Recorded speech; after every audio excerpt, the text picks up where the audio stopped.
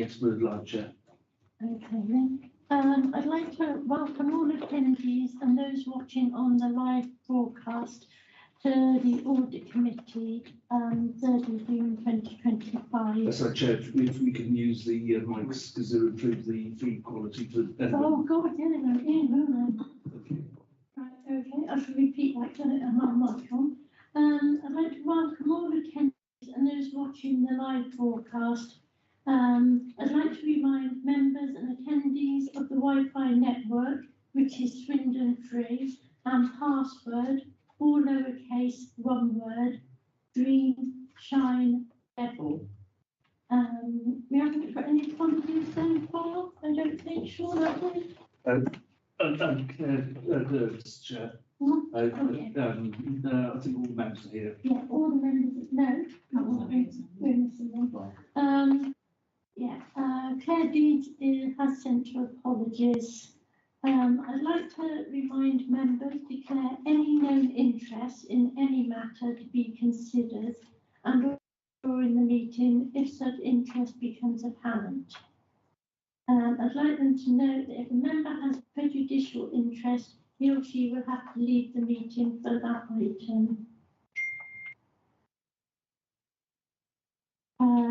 Before we go on to the public question time, I don't think there's any public here, there, I'm not sure. I'd just like to mention, I'd like to make the announcement that our head of internal audit, Nick Hobbs, is retiring at the end of July, and this will be his last audit meeting. I'd like to thank for all his work over the years and also all the help he's given me in audit matters and also since I've been chaired the audit committee. We will miss you a lot, obviously. Councillor Wising would like to say a few words as well, wouldn't you? Yes, thank you very much, Chair.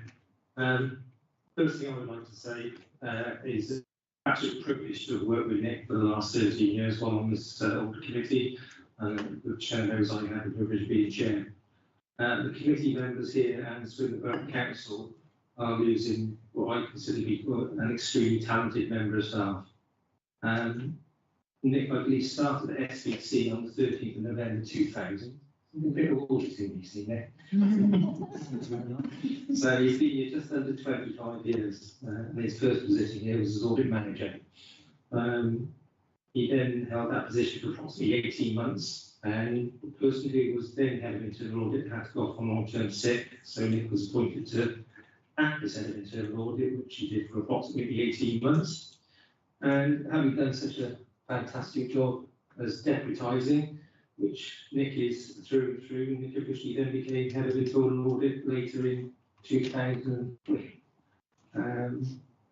I think, but I can't confirm, but I know from man who can, Nick, that initially the internal audit committee may be a subcommittee. Yeah, and then later became a committee in its own right. So Nick's sort of been from the very start. And one of the key things here is that public sector internal audit standards are an external team that look at the working standards of local authorities. And the feedback that they have provided us about our internal audit team is that they are a team that is inspiring. So that to me says an awful lot about the way that Nick has managed the teams, the people that he's had in and the work that he's carried out and everything. So what more can be said? All I can say is thank you for everything that you have done on internal audit and for corporate auditing. You can be greatly missed by us all in this room and by our external auditors and our senior officers as well, and Sam and Kim. However, all I can say is I hope you enjoy your retirement because it's really well deserved. So, thank you very much. Thank you very much. I did a bit of internal audit. It's a bit of a very amount of things somewhere. I can't disclose my Okay, then, well, thank you, Nick. Yeah, public question time. I don't think we've got any questions. There's nobody. No questions received, Chair. Right, thanks. We'll move on to item 4, which is the minutes. of the meeting held on the 29th of April. I bet everybody has looked at the minutes. Is there any questions around the pool? No, I'm happy to. Right, okay then, you're all in favour? Yeah. Okay, great. Now we move on to item 5, which is the corporate risk register. And this is going to be introduced by, I mean, sorry, I've got it written down. Yes, Sam Lewis is going to introduce it. thanks. Thank you, and thank you, committee, for the opportunity to be here this evening. So, we bring the risk register on a relatively regular basis to this committee. I think a few things to draw your attention to. We still are holding, and I expect that we will continue to hold, a significant amount of risk. There are some risks that are relatively stubbornly stuck, as you will see, and part of that is because we have no choice but to just treat those risks, well, just tolerate those risks rather. Some of them are in the process of being moved, and you will see some significant changes the next time we come. We have closed a number of risks and introduced a number of new ones, and I am comfortable to go wherever the committee wants us to go with those. We can talk about any of them in a bit more detail, but as I've said previously to this committee, there is a whole raft of information that sits behind what is ostensibly quite a simple report that you see here. And this risk register, very complicated risk register, is reviewed at least every quarter by CMT and by directors. And any risks that are not able to be held at directorate level are pushed up to corporate level. And any risks that are viewed to be have come. There's some risks in here that come from audits where we believe that they have a significant impact on the council. So they sit on the risk register until we are comfortable to send either back down to director risk registers or off entirely, because we're comfortable that we've managed all the significant management actions that are required. Some of those are on risks that have been discharged since last time. So there's a risk that we have moved off around payroll, which this committee will know has been, this is here, if I put your name in, which has been an issue of interest and we've had real support from this committee. That I'm really pleased to say has now been discharged, because we are absolutely comfortable that we have dealt with that. Some of them we have merged to try and make them a little bit more manageable, and there are a couple. So failure to meet our statutory duty on 6-week rule for homelessness, that is managed at directorate level, because as CMT we now have confidence that we have a handle on that. I'll probably stop there, Chair. As I say, an organisation of this complexity, with the financial situation that we have and dealing with the sort of issues that we deal with, will always have what looks to be quite a frightening risk register. I am as confident as I can be that we are treating and tolerating risks appropriately, but I can't sit here and say that the organisation is not sitting with a significant risk, because it is. Any questions?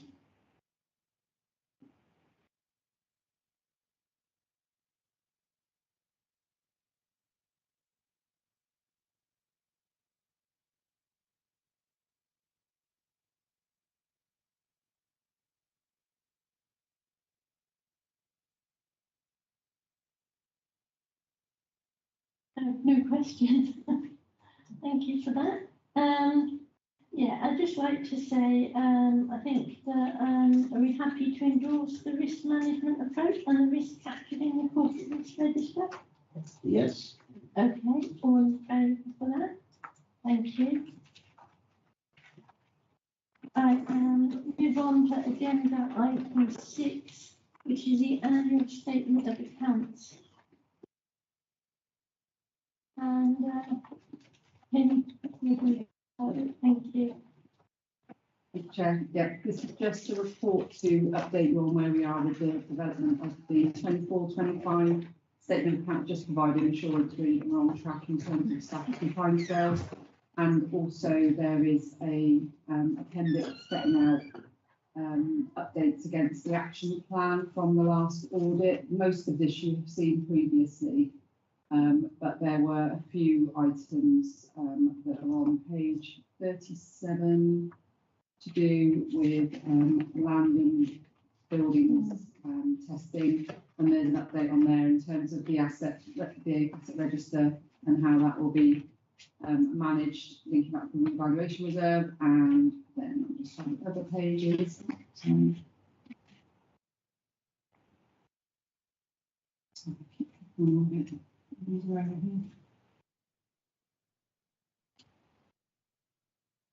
On page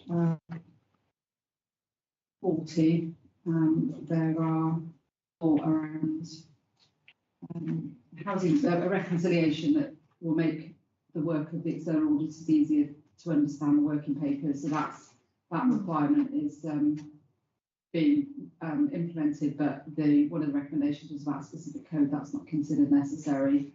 And then other one was around valuations. You can see in the response that valuation update process has been revised to check for academy schools, which may be valued at £1. So it's just responding to those actions. Those are the only 3 changes to the information you've seen previously. So I don't know if there's any questions that you have about any of this. Councillor Hopkins. Yes, thank you, Kim. With regard to the issue around what's the place now? Around the housing benefit, and it shows there was a difference between the in the reconciliation of £533,000. That's quite a significant amount.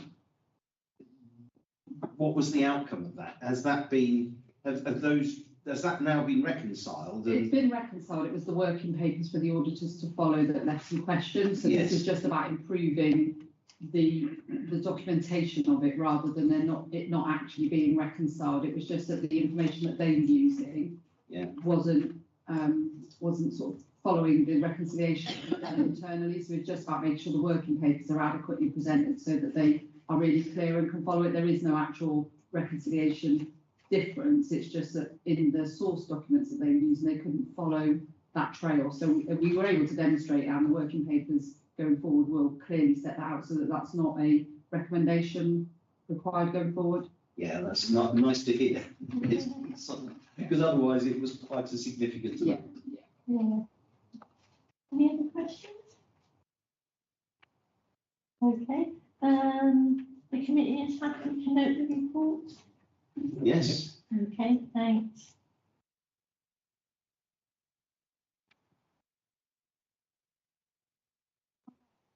Audit report treasury management.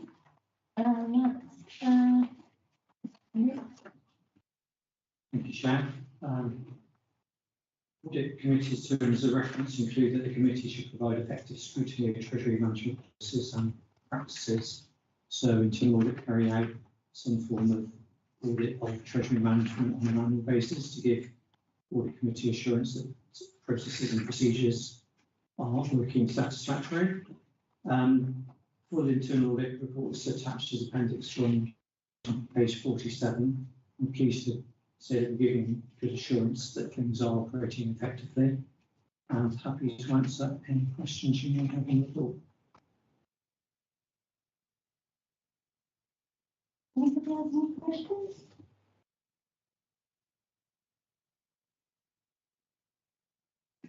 If I can just may say, I think we have a regular update to this, and it always seems to be extremely well managed. So no surprise that we haven't got any audit issues, and just all I'd say is from a committee point of view, just keep doing what you're doing, because that seems to be working very well. So what do you think? I've just been beat for what I was going to say.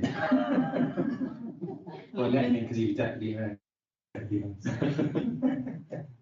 And I follow, don't you support what you said? Yeah, could I just ask a question? I'm quite interested in the Lloyd's PO system. Is that a back system? Yeah. Chair, this is our main online banking system. So if you think of your phone apps that you use at home, it's our version of that, but it's actually a much bigger system. It picks up all of our internal, external transfers, money management, managing between various bank accounts. Right. And it allows us to make back payments, but it also allows us fast payments, chats, Right, yeah. and tracks all of our transactions through the bank. So it gives us that online access that you'd be used to on your own phone, Right, yeah. but on a much bigger basis. Clearly. Yeah. I suppose, you know, because where I work, that is the back system that we use, bottom line and that sort of thing. But I suppose you've got a lot more transactions you send everywhere through backs. And then we do have a Lloyd's account as well, to upload foreign, because you don't do that through backs and things like that. So I suppose it's a similar sort of thing. Yes, we use a separate back software for most of our backs payments. So we use Backs Bureau that does most of that for us from our main banking systems. But this allows us to make fast payments, chats payments. Also allows us to interrogate to a certain extent the cash coming into the council. Yeah. That's what we use to do our daily cash flow banking. Okay, thanks. Any other questions? All right, you. So is the committee happy to note the contents of the report? Right, yeah. Yeah. Thanks for that.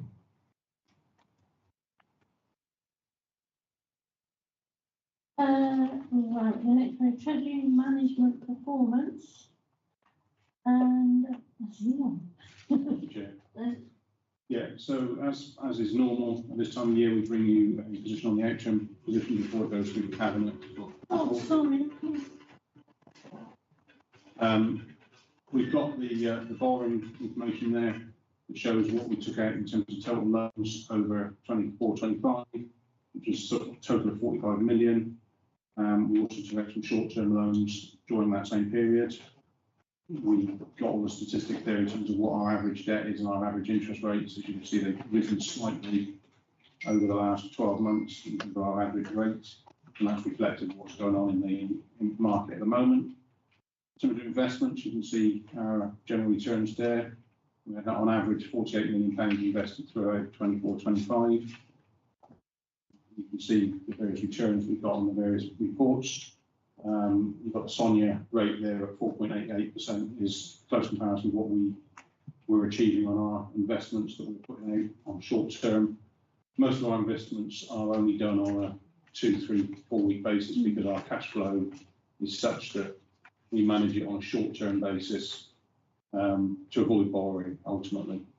So the fact that we've achieved 4.85% on average across our rates compared to the 1 month benchmark of 4.88%, we've done reasonably well, I think, in terms of getting close to that. You've got a bit of information there about the LAPF and the prudential indicators that are on Appendix 2, which starts on page 73. You'll see there's a number of Appendix 1, page 65, and you'll see if you look on the appendixes, there's a significant number of short-term investments that happened during the last 12 months. In terms of capital financing requirements, you've got the actuals there compared to where we thought we were going to be for 24-25 and what the change is. So our capital financing requirement has come down slightly on the general fund, and that reflects the difference between what we've had to fund from borrowing and what we've had to fund in terms of what we've paid back in terms of MRP payments, so depreciation payments effectively. But just to note for the committee that that is subject to change. There's still some work being done on leases that will have an impact on those numbers, but they are quite complex calculations that have to be taken through. So one of my colleagues is working their way through all the various leases that the council has, and that number will change slightly, but at this point in time I couldn't tell you how much by, because we're still working the numbers through. 3.20 shows that we have a significant under borrowing position still, so you can see in the table 1 and noted at 3.2 that our funding that we should have taken out is the £558 million worth of loans. We have only taken out £429 million of loans, so at some point it is likely that we will need to borrow more money. The theoretical position on that is 128.9 million. The reality is that would only come to fruition if every single capital project finished on the same day, and we had to therefore fund everything on the same day. Now, the reality of that is minimal, but that is the reality of where, if things came to a conclusion, that's what we would be looking at in terms of additional borrowing. Compliance with Treasury limits, those 3.24, I do have to report that we did breach our Treasury limits for a period of 5 days. What we set in our Treasury strategy is a limit on how much we can have maturing in any time bracket period. And we breached that for 5 days on our short-term, less than 1 year borrowing position. Partly we were looking for short-term cash flow, and we are reliant on what other local authorities have to lend and what day they want to lend it on. To some extent, we are not in charge of our destiny on that particular one. So we had to take the loan 5 days earlier than we really ideally would have liked, but that was only a matter of 5 days. So, but to bring that to your attention. 0.27, we are proposing a change to Treasury indicators. Given that we had that small overstep on our limits, and that those are internal limits, they're not set by government. But we are suggesting that our under 12 month and our 12 to 2 year limits are raised to 25% instead of 20%. The main reason for this is that we are still expecting interest rates to go down. Perversely, at the moment, every time the bank base rate goes down, the PWRB borrowing rate goes up. And that's just a recognition of the market's view of UK PLC and what the risk appetite is for that. But the expectation is those rates will still come down over the next 12 to 24 months to a much more pleasing feel and place for us to be. If I could draw your attention to the graph at 3.31, what that is showing you is what our maturity looks like at present. So that's the blue blocks, or the darker the columns that are on that map. That shows what we've got. You can see the maximum loans that we can take out is the orange line, which is very plateaued. And you can see the interest rate, which is the dark black line, which is reflected on the right-hand side in terms of the actual interest rates on the day compared with the length of time of the loan. So what that is showing us is that if we took a £10 million loan today, short term, we get 4.7% interest charge on it. If we took that same loan for 5 years, we pay 5.95% interest on that. Now, clearly, £125,000 per annum, 50 years, is not an additional burden that the council really wants to carry, which is why we are proposing that we increase those limits for the short term to get us to a point where we can still borrow short term, and then we will still look to long-term borrowing. What we want to do is spread that borrowing out over a number of years, clearly, to actually give us a nice, even profile going forward. At the moment, the policy is as much as possible to borrow as short term as possible to minimise the cost to the council, ultimately. So that is the recommendation. Now, clearly, this committee, if they agree with that, would recommend to Cabinet that they then pass that through council for full approval, because it is a change to a main strategy. I think that's everything from me. So, any questions?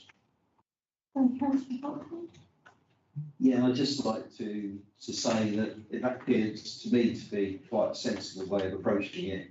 Having had to advise one of my sons about their mortgage at the moment and say, no, hold off, the rate is coming down, and that turned out to be right, and the trend is still expected to be downwards. I certainly wouldn't be wanting us to take out long-term borrowing commitments at current interest rates. Now, the differences might be, I don't know, 0.2, 0.3% in the end, but it makes a big difference on the sort of numbers we're talking about. So I thoroughly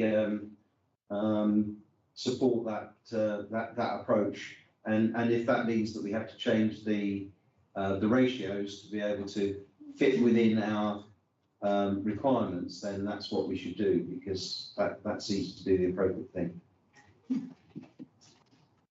Can I just ask something else? You know your compliance with treasury limits and you had the bit where you went over it. I just wondered, what are the implications of that? You know, what? There is no formal implications for it, but obviously we as a council have set a risk barrier that said our risk, we think, should be 90% exposure to short-term interest rates. Yeah. We fell short of that, which is why we need to tell you that we've fallen short of that. The reality is we secured a loan, paid 5 days extra on a loan that we should have waited 5 days for. If we had control of the market, we'd have had that for 5 days. But the reality is that we've breached our own guideline rules. It's not got any formal penalties anywhere else, but it is just a guideline that we had set ourselves and said that's what we should try and avoid. So because we couldn't avoid that, we told you that we failed to avoid it. Right, thanks for that. Councillor Wisinger. Thank you, Chair. I'm also happy to accept the suggestion of going to the 25% part of it. But what I think would be worth possibly doing is, say, reviewing it on an annual basis as to what we've done each year, how well it's gone, how much we've saved against what we potentially would have done if we left it at the 20% stage. So yes, I accept it's sensible thing to do, but I do think it's worth reviewing it on an annual basis, because if we feel you've only ever done it once, let's have a look and just do it. But yes, I'm happy to go with the suggestion. Yeah. Any other questions? So it seems that we're all of us are quite happy to go with the suggestion on that, with the caveat that it's reviewed every year. Yes. I just that's beneficial for the council as well. Yeah. Right, thank you.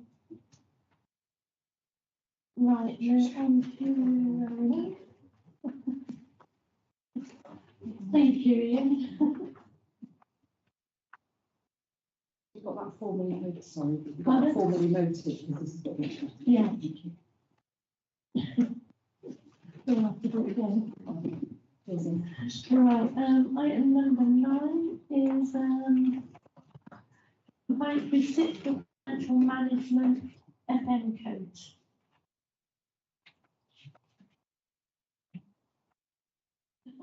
Thank you, Chair.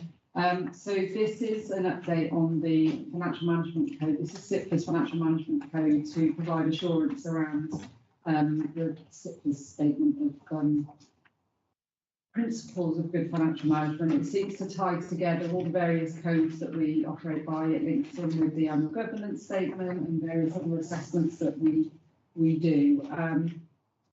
Since its implementation, we've only gone as far as CMT with this, but good practice recommends it also comes to Audit Committee for your review and scrutiny assurance.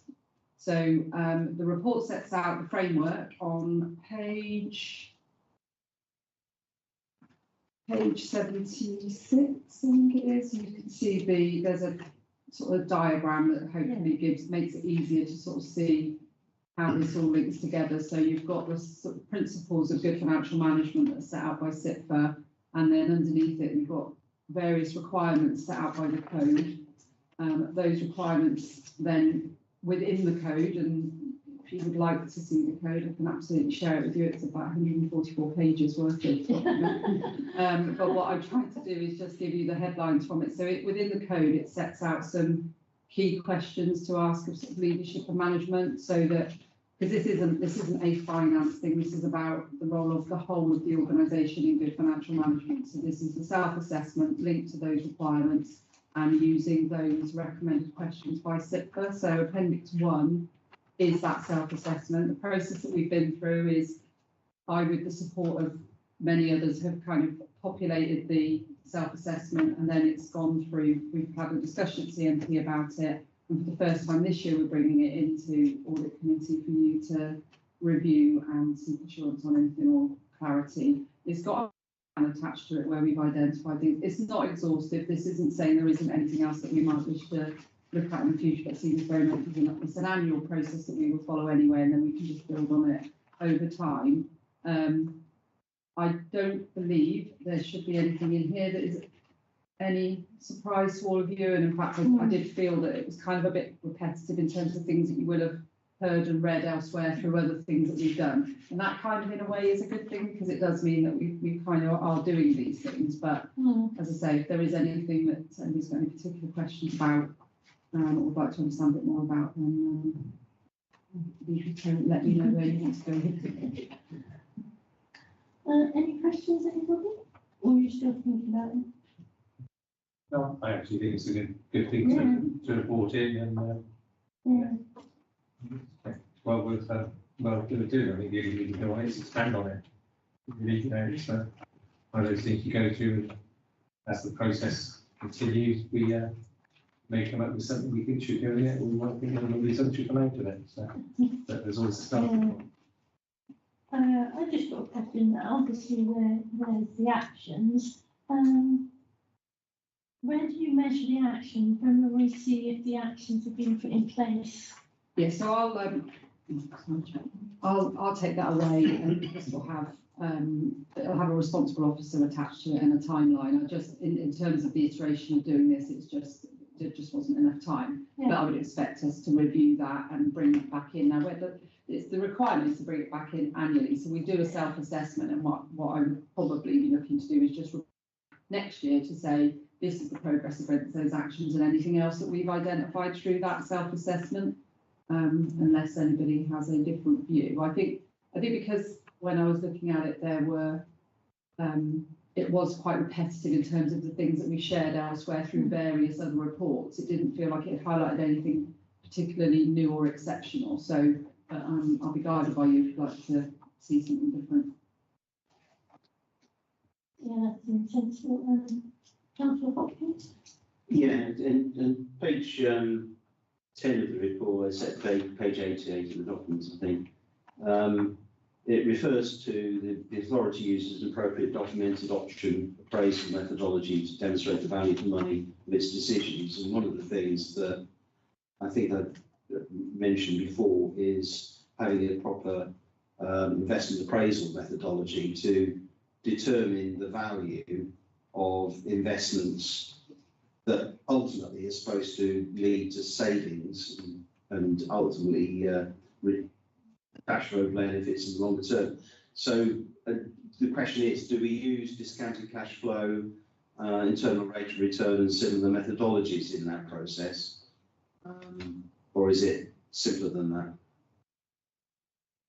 In the main, it will be simpler than that, because we're not talking about the scale where that's worthwhile. But I think where you would see that is in some of the really big capital schemes, and this links back to one of the reflections here is about what we can do to improve on that sort of business case development through the new sort of governance arrangements that James Stock is. I'm pointing to him just sat the other side of Sam. That James is sort of leading in terms of our improved capital governance arrangements across the board. So it will bring that rigour, scrutiny to all of that business case development, and where appropriate, you would see. I mean, you would have seen it on schemes like Ultrasto and things like that over the time, I'm sure. But it's that scale. Nev, I'm sure sort of, you see similar things in there, but it just depends on the scale of it to whether it's justified. I don't know if James would have anything that you wish to add to that. I mean, just going to work very closely with finance colleagues. A lot of the data and background tracking and process is already in place. It's not new, it's just there, but all of that stuff is in place. It's just the rigour of getting it out across service leads and heads of service and finance managers across the organisation to sort of really move the behaviour change of this, because there's been a bit for too long where if you have a multi-year funding programme, let's say you've got £200,000 of capital awarded for a project, and you spend, £100,000 in year one, and then the project slows down for whatever reason, and then you haven't spent it, and 3 years later, the forecasting keeps showing you're still spending every money every year, and borrowing still needed. But there might be genuine reasons why it's not going to be spent, but traditional habits and poor forecasting is really throwing out the numbers. So it's a case of putting rigour behind that. And working with finance colleagues, we're going to be running a number of subboards, and a lot of those big spend areas are in IES and my corporate directorate, but we're also going to be working very closely to make sure that goes into the HRA as well. Yeah, I think I recognise it's a matter of scale. You know, if you've got a £5,000 spend, it's neither here nor there, and a much simpler methodology. But if you've got multi-million-pound spends, it's worth looking at those. And actually, when you've outlined the cash flows that you're expecting, particularly, I think of where we've had some recent publicity around the solar farms, for example, you can actually track back and say, well, how does this fit with what we predicted? And where's it going wrong? So that things do go wrong occasionally, no matter how hard you try. And it's important to recognise that and try to put things in place to try to reduce that possibility in the future. But yeah, I'm happy with that. I think you're absolutely right, Councillor Hopkins. There's also a point there for us to be really clear about when projects are delayed as well. So, you know, making sure that that capital profiling, so for example, the Mayor, multi-million pounds that are sitting in that capital programme. Now, the reason that they've not been spent is not because we can't spend them, it's that we're out of sequence to spend them. So they're put in place to deliver infrastructure, but it's reliant on development and external development partners and parcels to come forwards. So there's a sequencing piece in that. It's difficult to forecast, so we can only best guess, but it's a case of being alive and on top of that forecast. Because as Kim said, if we borrow too much too soon, it presents a real revenue pressure. Any other questions? Okay then, is the committee happy to note the assessment and endorse the action set out in the self-assessment appendix 1? Yes. All happy, thank you. Right, we go on to the next one, the draft annual governance statement, and that's Lisa. Thank you, Chair. So I'm bringing this item to you, Chair, as part of the annual review of our governance arrangements. As you'll know from the report to the previous meeting, it's based upon an assessment of the effectiveness of our governance arrangements as set out in the local code for governance, which is the item I brought to the previous committee. You have before you the appendix 2, the overlay of the effectiveness of the arrangements, and then you also have at appendix 1 the draft annual governance statement. And Chair, if you recall, this is the draft that comes now, and then later in the year when the final accounts are settled, the final draft, the draft is made into a final and will be brought forward again for final review before it's finally signed off by the leader and the chief executive. And if you'll see, Chair, in the appendix, there are a number of items on page 9, which are the areas of concern that have been identified following the review. And you'll also note, Chair, that there are 2 items that were on the annual governance statement last year that will be removed. It is proposed. I'm happy to answer any questions, Chair.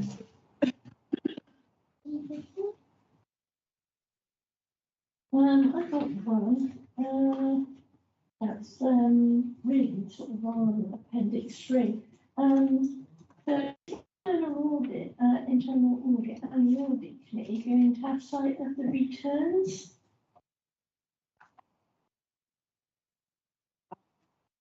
As I understand it, Chair, we don't normally provide those as part of the report, but certainly they would be available if you wish to see them. Okay, thanks.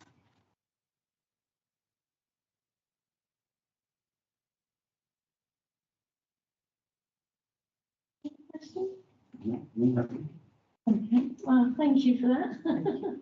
Thanks. Oh, I better say, happy to know. Yes. And you forgot that, didn't you?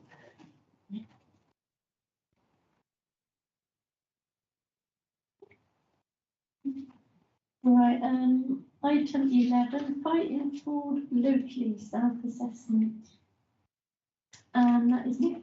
Yes, thank you, Chair. We've been completing quite a few checklists recently, bringing them to audit committee. This one is a self-assessment against the government's strategy against fraud, fighting fraud and corruption locally. Nikki and our team are part of the local working group that helped put the strategy together back a few years ago now. Appendix 1 actually sets out what our self-assessment is. starting from page 121 of the papers. It's put together in part by Vicky as well himself, and we're pleased to report that we do meet the majority of the requirements of the strategy.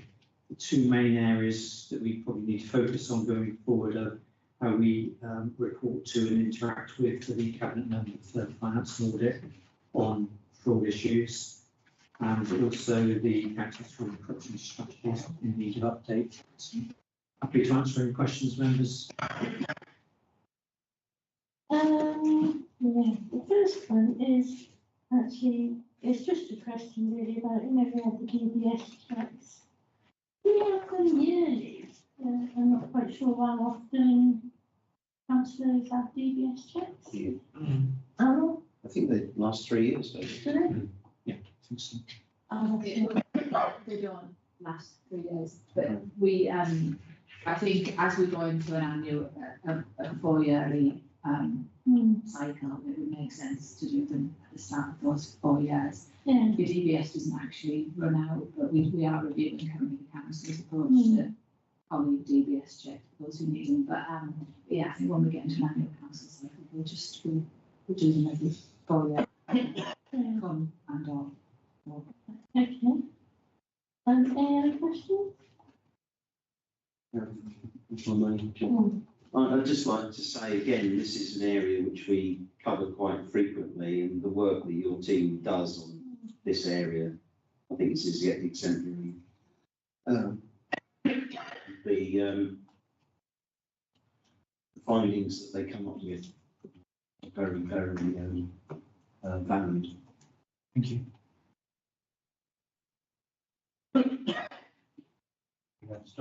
Trouble getting out the door on July then. The other thing I was going to say is about the specific training awareness around fraud. Is that something we could do again this year? And maybe Councillor Meyer might involve me a bit along. Possibility. Yes, definitely put that on the training plan. Yeah. Yeah, thanks.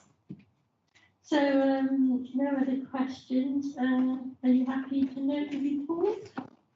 Yes. Thank you.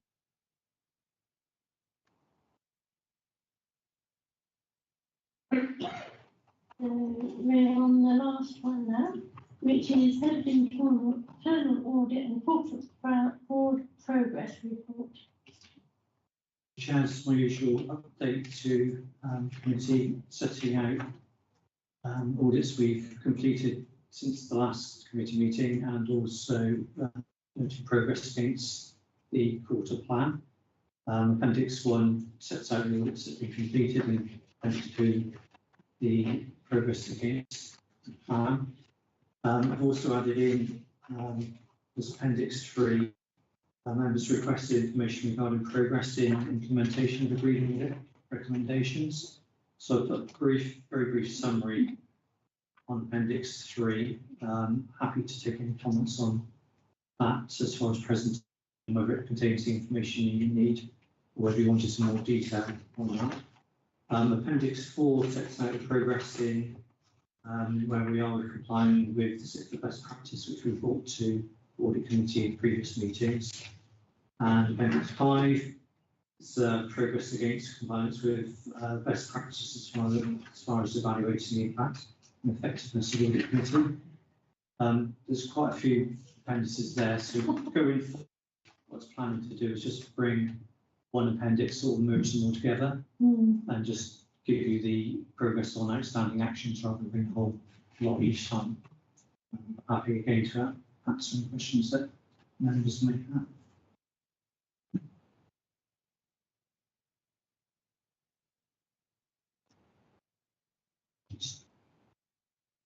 Anyone have any questions? Right.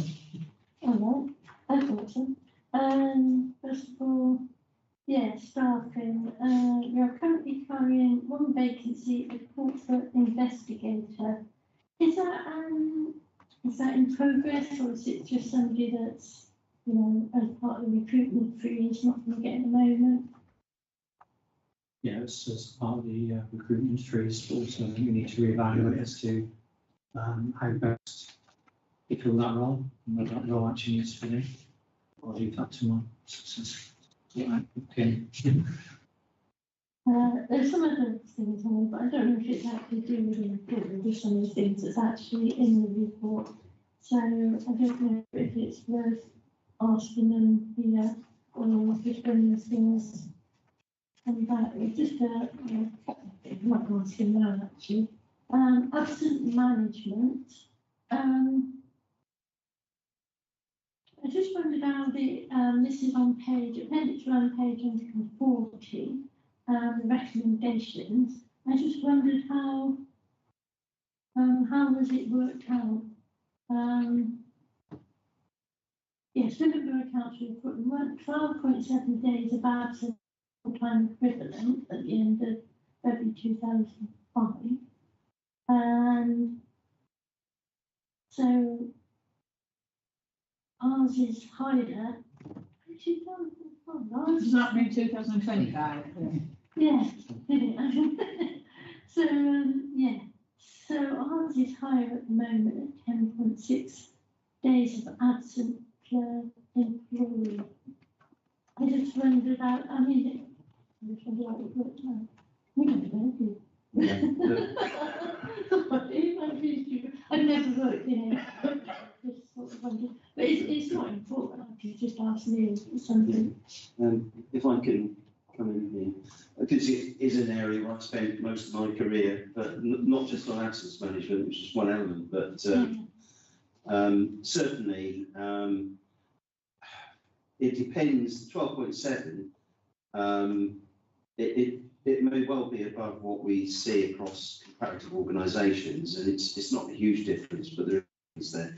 But what can impact that is obviously the mix of office and staff out in the field, and age is a factor as well, because as manual employees get older, they do tend to get the run of injuries and complaints, often back issues, which can skew those figures quite significantly. And I wondered if you had an idea of what was driving the change in the numbers. So I think one of the benefits of being at the council for a really long time, like this has been my book for 10 years now, still haven't cracked it. And we definitely used to see what you described. So there was definitely at Waterside, and particularly in children's services, much higher levels of absence than we had anywhere else. I think we've seen a bit of a change in that, partly because we've done an awful lot of work, absence surgeries and clinics, particularly in actually utility pay, a very good who trusted this man to my left, who has him and his team done an awful lot to try and bring down the absence in a Waterside, haven't we? We've done an awful lot of work there. So the differential isn't as great as it used to be. It used to be like 15 odd days in Waterside, and if you looked in places like enabling services or finance, it would be 3 or 4. We are now seeing that it's much more with the rise of a lot more psychological absence actually, and stress work-related, often not work-related, but stress factors, we're seeing that sort of equal out a little bit. So we're not seeing the big gaps that we used to have. We have got, we've got rafts and rafts of data around absence. I think the big things for us are we've got an absence working group chaired by the director of HR, who is absolutely on this. We've got absence clinics, as I say, we've got loads more resource. Just very recently, I am hopeful we'll see a change in this year, and put a lot more HR support into helping managers to manage absence, because there are quite a lot of places where you don't do it that often, and actually some people find it very difficult. So we're trying to sort of support and coach people through that. We also recognise that our absence policy could probably be a bit more rigorous and tightened up. So we're in the process of looking at that. So there's an awful lot going on. I think this is made worse by the fact that there's an awful lot of people who don't take any absence at all. We've got quite a polarised organisation. Something like 35% of our organisation don't take a day sick. So when you think about that 12.7 days, that's in that context. So there are some people who are off a lot, and it's quite a polarised picture in that regard. Yeah, all I'd say is it's never easy, and I've been there and seen those very things. And of course, in certain departments, all you need is one or two people off, and very often it's stress-related illnesses, and they're gone. They're signed off 3 months, 6 months, and even having the conversations with them during that period is difficult. And the competence to have those conversations. And they can skew the impact. And of course, ultimately, it's not a solution, because at some stage they need to come back to work. And very often I found in my experience that what drives it, as much as anything, is when benefits of various descriptions run out or sick pay runs out. And I mean, that sounds a bit cynical, but it does have an impact, and maybe it's not someone who's still suffering and feels they have to come back even though they're not well, but it's something that it seems that you've got significant levels of support and recognition of the issues. And my experience, managers very often do struggle, or some managers struggle, with having those difficult conversations around it, and around this sort of thing. Particularly around mental health. Yeah. Physical health conversations seem to be as difficult, but when people are off with mental health, I think even just feeling that you can call somebody is probably requires more support than we've given previously. We have really started. Yeah, someone's got a broken leg. You can tell, but a mental issue is much more difficult. And I'm sure we're not alone in recognising COVID. There's probably been some changes in how people have managed with their mental health. Anyway, we carry on. I just go. I think it's all you can do. Thank you for that. Any other questions? Okay then. Are you happy to note the report? Yeah. Okay, thank you. I think that's all of it, actually. So I'll close then, and thank you for everybody that came. Thank you, Nick. I'll just end the screen, yes? Yes. And thank you,